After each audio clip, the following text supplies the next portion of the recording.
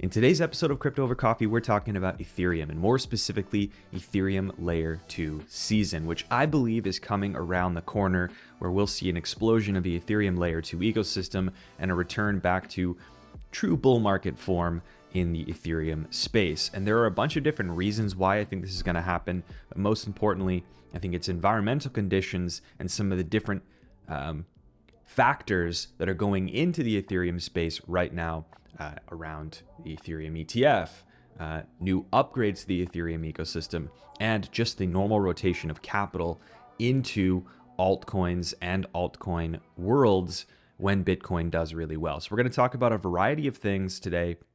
So without further ado, make sure you get subscribed and let's get started. So the main reason, first and foremost, why I think Ethereum Layer 2 season has not yet kicked off and then will soon is because of an upgrade to the Ethereum ecosystem. But before we get to that upgrade, I want to facilitate a little bit of learning on what the challenges are. And I think people know Ethereum is a little long in the tooth. There are some issues that it has, including sort of aging or established challenges with standards like the ERC20 standard, some of the issues around building with Solidity, which make writing really strong audited contracts relatively difficult. We get all that stuff. But I think the most prevalent issue that people face is gas fees. It's scalability. It's the usability of the chain. People want instantaneous transactions, they want low fees, and they want unfragmented liquidity. And Ethereum right now is a place where really only the wealthy can transact during peak times, in particular, $20, $50, $75, $100 per transaction or more, depending on what you're trying to do. And there's a reason why those fees are so high. So you can think of Ethereum and many other blockchains like economies. And in Ethereum, you have a community of validators who drive the chain forward. They help finalize blocks of transactions and they're chugging along. But these nodes in the network, really computers running Ethereum software, they're also performing functions that take resources. It costs electricity to run these computers, first and foremost. But second of all, it takes compute and storage to execute smart contract logic and store that result in the chain in certain cases. It takes resources to store that data. Data storage costs resources. And so what this is in a given block, you have a certain amount of gas. And that certain amount of gas is basically a resource constraint. It's an upper bound of supply of resources to process transactions that you might be submitting or someone else might be submitting. And so that is where the scalability challenge comes from. And the fee market around gas is driven by demand that far outweighs the supply of gas in any given block. There's way more demand for block space, for compute, and for storage resources on Ethereum than one can possibly handle on the Ethereum chain. And that is why gas fees are so high. And so we've seen a lot of movement around scalability solutions, and the driver for a lot of scalability in the Ethereum space is now a layer 2 focused ecosystem, which is basically use the layer 1 blockchain, that's the Ethereum mainnet, for security, derived security, but do your transaction execution and all of that good stuff at scale on a layer 2 network that sort of sits above that Ethereum mainnet. And so you first saw Arbitrum and Optimism, which are optimistic rollups, and we'll talk about the difference between optimistic rollups and ZK rollups in a second. So stick with me. And then you also had others that came out: ZK Sync, ZK EVM by Polygon. The list goes on and on and on. There are tons of layer 2s in the Ethereum space, and a lot of them actually have some decent usage, particularly Arbitrum and Optimism. Now, when we look at the problem at the Ethereum mainnet level, though, is that layer 2s also consume resources on the layer 1 because they obviously have to publish proofs of these transactions that happen on the layer 2 to the layer 1. And so there is a scalability challenge in that as well. And that affects the fees that are offered on the layer 2s. So there are now people saying, well, the Ethereum layer 2 fees aren't even that great. You know, I'm still paying a decent amount of fees on layer 2s. It's way lower, but it's not as good as something like a Solana might be. So how do we solve that problem? One of the foundational problems is that data storage component. If you think of an Ethereum block and you think of how much gas there is, how many resources there are to handle the execution and storage within a block, you can probably get that you and me doing transactions of ERC20 tokens and ERC721 NFTs, and layer 2s trying to publish proofs to basically finalize transactions from the layer 2 or process withdrawals. Those also are requesting that same space in the same blocks that everybody else is trying to use. And that affects the fees that layer 2s can offer. If they're paying high fees to finalize transactions on the layer 1, then obviously those costs get redistributed to the users in many cases. So how do we solve this? And why should we solve this? Why does a layer 2 even need to publish data to the layer 1? And so let's talk about that for a second. There is a concept here that you've probably heard a lot about recently because of some of the projects that have done really well in this space that focus on this problem, and that's the data availability problem. It's basically when someone needs to access a certain bit of data to verify something, to use that for proofing, etc., is it available? Foundationally, the name is exactly what it means. It means that in this case, as a layer 2, let's say an optimistic rollup, and I publish fraud proofs to the chain, I need to be able to guarantee that a user who wants to validate a given transaction can validate the validity or verify the validity of a transaction can. That data needs to be available. And so on the Ethereum network, data availability really happens by way of consummating it on chain. Here's the issue. Like we talked about before, the economics of this are challenging because now you have people basically sharing one highway with layer 2s. What we're trying to do now, what you see with the Dencun, well, I don't even know how they pronounce it now, but this upgrade to the Ethereum ecosystem now is to sort of separate those two things, is to provide basically a separate rail or separate space for layer 2s to publish these critical packets of data so for data verification and data availability purposes. Layer 2s, like I mentioned, they need to publish this data, and there's a reason for that. Like I mentioned before, layer 2s, in general, they are in sort of two categories, optimistic rollups and ZK rollups. Both require data availability and data space on the Ethereum layer 1. They rely on the finality and the security model of the Ethereum layer 1. For optimistic rollups, they take an optimistic approach to transaction validity. They basically say, I'm going to assume this transaction is valid. I'm going to publish fraud proofs on chain, on the layer 1, and then if there's a dispute, we rectify it, right? And so there's a waiting period for transactions to be truly final or for you to exit that layer 2 in an optimistic rollup period or an optimistic rollup environment because of that optimistic approach. So it's assume the transactions are valid unless proven otherwise within a given period. So sort of a dispute period. ZK rollups, on the other hand, use very complex mechanisms effectively to bundle up a proof for a huge batch of transactions, and then they publish that on chain, and that's basically establishing those transactions as final. So you can see why people think or believe largely that ZK rollups are the future because they don't have that user experience blip with regard to the dispute period or the delay that's involved. You don't have to assume transactions are valid until proven otherwise. You can verify them in place and you can execute them as if you were on the layer 1. And so that's a talk for another day.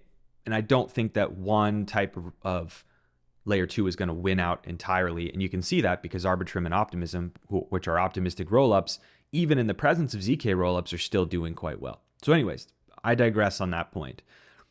Data availability, foundational problem, as you probably now understand based on what we just discussed. You also now get that there's a solution in this Dencun upgrade for Ethereum. It is dubbed proto-denk sharding, and is going to introduce blob space in addition to block space. Effectively, it's separating those two things so that layer 2s can use this blob space, this arbitrary data space on chain for data availability on the layer 1, which will in turn ease some of the economic pain with regard to usage of these resources on chain for layer 2 data. And this is something that was missing when Ethereum went through the merge and we shifted to this layer 2 centric ecosystem. There was always this question, at what point do the layer 2s no longer make economic sense to a user because the layer 1 is so congested and so painful to use, and during a bull market it's only going to get worse. So proto-dank sharding, this Dencun upgrade, which is going to come this year, it's in the works, it's already been introduced in testnets. This is going to be a huge catalyst event for the Ethereum ecosystem, in my particular opinion. That is because a lot of people are driven right now by where the economic activity is. So let's talk about why Solana. Why are people using Solana? There's a lot of economic activity around meme coins and DeFi and interesting stuff going on there. There's a lot of airdrops happening, right? People come for the economic activity, but it needs to be accessible. So then people come, easy onboarding, low fees. Virtuous cycle. You have cool things happening, builders are building, users are coming, they're bringing in their liquidity, they're using it because it has low fees, they're happy about that, great. This same thing can happen in the Ethereum ecosystem, and it has over the last several years without strong layer 2 presence in reality. And so this year, I believe, with strong layer 2 presence, with some of the technological issues being resolved actively, I think we could be in for a real treat with regard to Ethereum layer 2s for the same reason. So this upgrade happens, proto-dank sharding is introduced, blob space can be used by layer 2s. You have an immediate step change in the value proposition for layer 2s. The fees that layer 2s have to charge go down. In my opinion, they will go down relatively drastically. It may not be a 100% change. It may not be a 100% mean zero fees. But anyways, you get the point. It may not be massive, but it will be significant based on what I think the projections are and what the calculations are in terms of how this will be adopted. So you have this as a sort of catalyst event. It's setting the stage.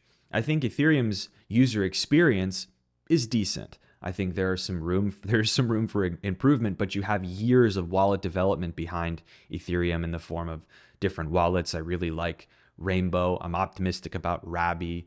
MetaMask isn't that bad. I think people trash it a lot, but it's pretty decent if you know how to use it. There are still some outstanding user experience issues in Ethereum. People not understanding the complexity of Ethereum virtual machine executions, not verifying their transactions first, using approve functions on NFTs and ERC20s, and then getting funds stolen. Those things are bad. We are not ignoring those, but we're looking at this from an economic activity perspective. And I think the stage is set for the Ethereum ecosystem to explode as a result of lower fees, people building, and then subsequently users coming and bringing their liquidity. You also have excitement around DeFi, even in the old guard, right? Uniswap just recently did their fee switch. Now the UNI token is going to be a revenue generator for owners. So if you are a participant in governance for Uniswap, you're an owner of UNI, you are in a revenue generation place. Very interesting. We're going to talk about another reason why that's relevant in just a moment to this whole conversation. But what I mean is that we haven't yet seen that excitement level rise for Ethereum like we have for some of the other ecosystems yet. And some may say, well, that's because Ethereum is dead. I would beg to differ on that, and I think that history shows that that is the case. Of course, history repeats until it doesn't, but I'm only giving you my perspective. You're free to disagree with me and let me know why in the comments. Now, I alluded to the Ether ETF a little while ago. So we understand the technology part. Dencun Upgrade introduces lower fees for layer 2s. And we're going to come back to another interesting point on that in a second. But I want to talk about the Ether ETF first. A lot of people on crypto Twitter, I guess crypto X now, are talking about an Ether ETF. So let's talk about that now. What's the likelihood of an Ether ETF happening, considering the SEC and their, to put it nicely, adversarial approach to crypto and their reluctant, to their chagrin, approval of the Bitcoin ETF? I think that there are a lot of things in favor of an Ether ETF. on paper, right? You have members of the SEC, and in previous trials, I believe in the Ripple trial, there was some discussion around these points that Ether being referred to as a commodity in the past. And that is true. That is documented truth. It has been referred to as a commodity by members of the SEC included in the past.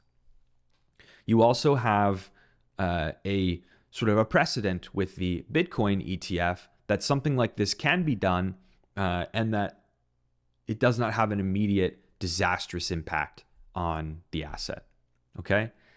The third point is there's been analysis done on the security model of Ethereum and the strength of Ethereum's economic security model and the impact of an ETF on its security model, which is something that I was relatively concerned about. And actually, I kind of still am, where in a proof of stake environment, in a different way than proof of work, your economic ownership of the network token or coin, in this case Ether, directly is correlated to your power in the network, right? And concentration of Ether in the hands of small individual parties is a relative concern. Now, there are mechanisms in the proof of stake design for Ethereum to work around this, and we get that. But what I mean is that the net of time, over a long period of time, concentration and increasing concentration of Ether supply does concern me slightly in a proof of stake environment, way more than it does in proof of work. In proof of work for the Bitcoin ETF, I was more concerned about people having control of the market in an extremely finite supply environment. If you hold 3, 5, 10% of supply, you can manipulate the market wholesale easily. That was my concern. On the other side, for Ether, I'm more concerned about impact to the network, or even the perception of impact to the network, because a lot of this is about trust and belief. So there are reasons why I think the Ether ETF could be approved, and there are definitely areas to argue that it could be approved. But we have to consider who we're talking about right now. Who are we dealing with? We're dealing with the SEC. We're dealing with Commissioner Gary Gensler. We're dealing with an SEC that by and large does not think crypto should be a thing. I mean, it's very clear that that's the case. And so therefore, if you look at Ether and you think Ether was a coin offering, right? It was. There were people in the room, and I wasn't in the room during the coin offering. Wish I was, but I have a couple of people that I used to work with that were in the room during some of the early pitches for Ethereum and bought in right then and there and said, I want an allocation of tokens or of coins or whatever this Ether thing is, right? There was a token sale. There was distribution that way. And people can argue it, they could debate it, but that is how it happened. And I think it was done fairly, and I think that it is completely reasonable to go that way. But the SEC is surely going to argue that that makes Ether a security. Proof of stake, Ether, your ability to earn yield on Ether for staking it in the network. They're going to argue that that makes Ether a security. And they're going to say, by that hand, an ETF needs way more scrutiny. We need to think about this more. And they're going to delay. And then I told you to go back to this Uniswap point. Now, on the Ethereum network, you have tokens that are in real deal security territory. When we originally talked about this was last year, I think. We talked about this on the show. The Uniswap fee switch or fee swap, I forget what they were calling it, to make the UNI token sort of a revenue generator and basically giving owners of the token a cut of protocol revenue. I said that makes this coin in many ways a security. And so how is that going to get treated? Now, Uniswap Labs didn't just make this decision. So can they come after Uniswap Labs? This was community governance. Who are they even going to come after on this? Or are they just going to ban the coin altogether? Could they even ban the coin? Is that even something that they could enforce? These are all big questions. And I think these questions are going to start getting raised in the discussions and deliberation for an Ether ETF. So while I think the speculation of an Ether ETF coming down the pike is going to be really profitable for a lot of people in the Ethereum ecosystem and their layer twos, because you saw the speculation for the Bitcoin ETF. No matter how many hurdles, everyone's like, it's happening. And we went up. That could very well happen. but I'm not convinced yet, and I will update you on this channel if I change my mind. I'm not convinced yet that we have a slam dunk case for the Ether ETF right now. I think this is going to take time to do, and it's going to be a bigger fight than people think. If you have a differing opinion, though, let me know in the comments or on X at Hashoshi4. Now, I want to circle back one more time to this data availability situation, because I'm sure there are people sitting in their chair right now saying, hey, wait. You talked about proto-dank sharding. You talked about data availability and the economics of data storage on the layer 1, but you completely ignored a huge part of this. And you're correct. I wanted to save it for a little later. There are data availability solutions that are separate and apart. They are alt DA solutions or data availability solutions. One of the big ones you can probably guess is Celestia. It's one of the main reasons why I sat down towards the end of last year and I thought, when is the Ethereum pop going to come?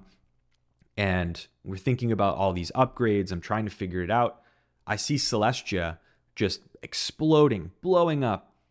And why is it blowing up? It's blowing up because it's solving a genuine problem. And it was one of the first ones to really nail that niche, in my opinion. So there's another one called Veil, I believe. Those two, I think, were ones that were discussed the most. So anyways, what was I saying? Celestia, alt DA.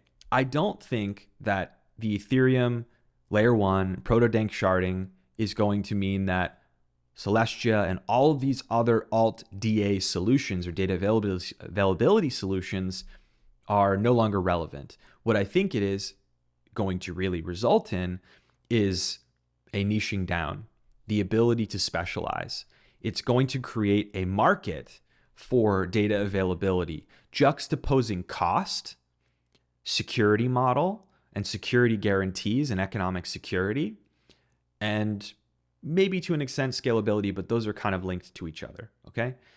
So what that means is that some layer 2s may opt to utilize a mix of data availability solutions. Some may opt for one or the other. You're going to start to see selective choices being made by layer 2 providers. And there are a ton of layer 2s out there, more than I could even mention in this show, because I didn't write any of them down. I'm just kind of coming up with them off the top of my head.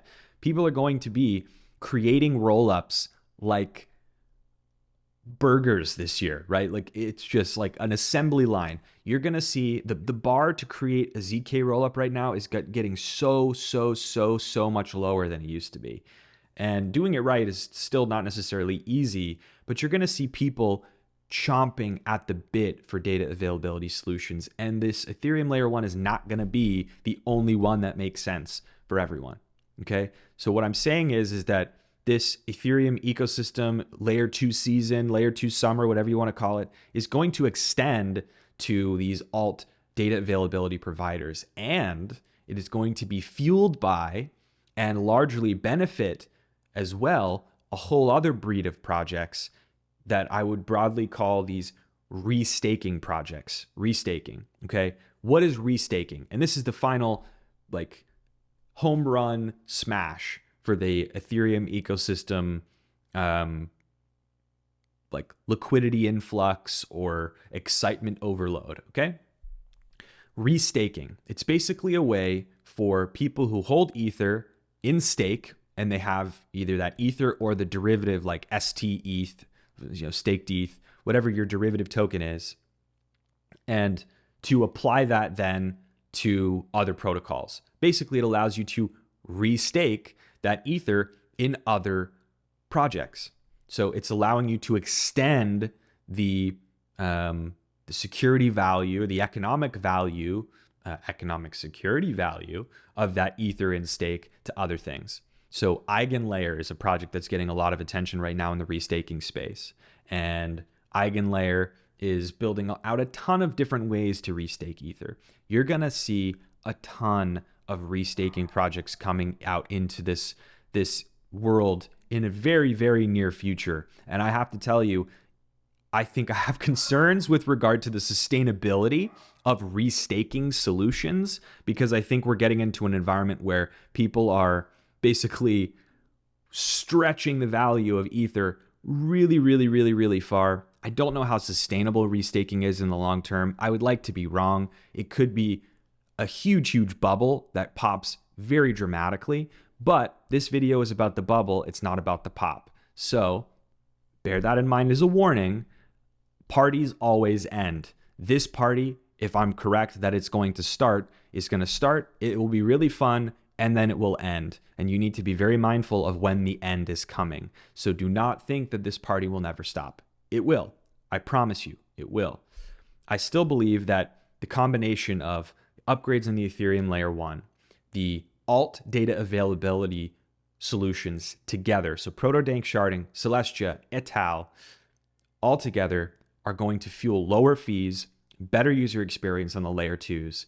You're going to see DeFi. You're going to see, to an extent, NFTs. You're going to see those things start to pop off again in the Ethereum space. And a lot of it could be driven liquidity-wise by an influx of capital speculating on the Ethereum ETF or the Ether ETF, which may or may not happen quickly, but you know how speculation goes.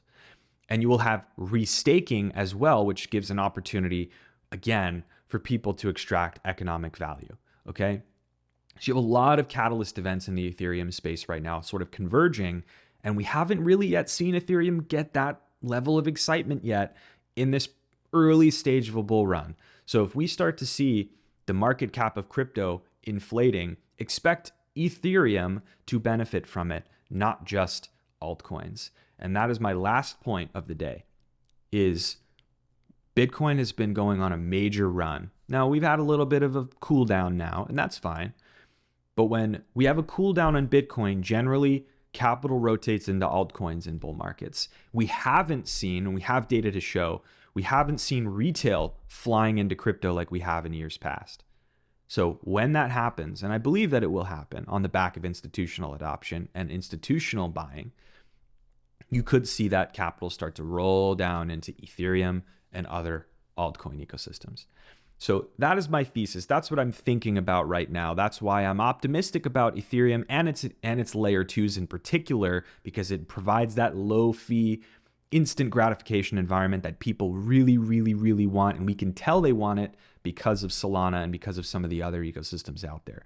So to recap, we've got a lot of exciting stuff coming. Please subscribe to the channel. If you'd like more videos like this, or you have a suggestion for a video or podcast that you are interested in watching or listening to, please let me know in the comments or in the suggestion box on the podcast. Really appreciate you stopping by, and hope you and your family have a great rest of your weekend. And until next time, cheers.